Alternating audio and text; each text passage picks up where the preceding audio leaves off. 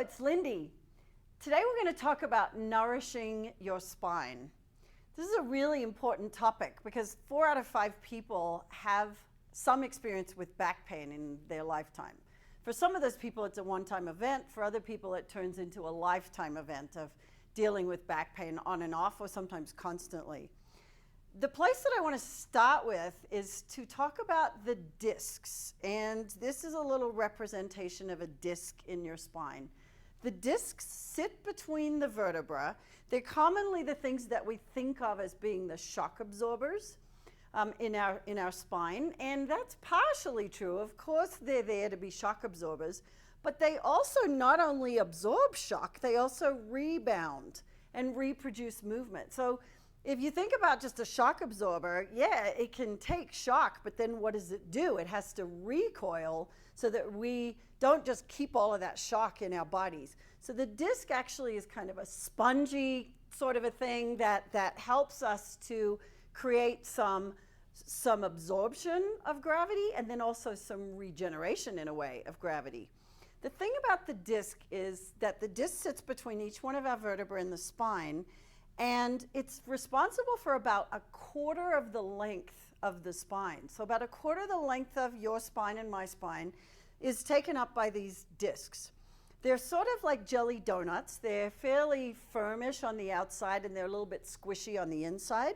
And the important thing for us to know is that the disc itself is dependent on movement to get its nourishment. The disc needs compression and decompression acting like a pump to bring nutrients into itself and to push bad stuff out, so to push out the byproducts of its metabolism.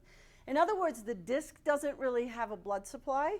It has movement acting as a pump to create nourishment. So what this means for us is if you sit around all the time, your discs are not getting nourishment through compression and decompression. What we need is a number of things in order to nourish our spine and nourish our disc. Number 1 is movement. Number 2 is good posture and alignment. If I am standing or sitting or lying in alignment that pushes one side of one of the discs, sort of like this, into compression, then that side of the disc is not getting decompression. The other side, on the other hand, is not getting any compression. So posture and alignment are really critical. Obviously, your personal nutrition is very important. So what you're putting into your body, the amount of water that you're drinking, hydration is really important. What you're doing with your habits, smoking is one of the worst things that you can do for your discs. So if you're a smoker, quit if you want good disc and spine health. Here are the movement recommendations that I have for you. Walking, awesome. Running, depending on whether you are a runner or not, can be great for the disc and also depending on your alignment. One of the really nice things you can do is just to sit on a fit ball and bounce. Just bouncing up and down on one of those nice big fit balls can be really great for your spine. The last thing that's important is to move your spine every day in all directions. That means forwards, backwards, sideways, and rotation. Now, I recommend that you start with a rotational move, so just a really simple, gentle twist, just letting your arms hang. That's probably the most simple thing that you can do to bring some nutrition and movement into your spine. The last thing that I want you to know is that for most of us, we have strategies in our spine, strategies of movement that we've developed over our lifetimes. And for most of us, we have areas of our spine that we move a lot and other areas that we hardly move at all.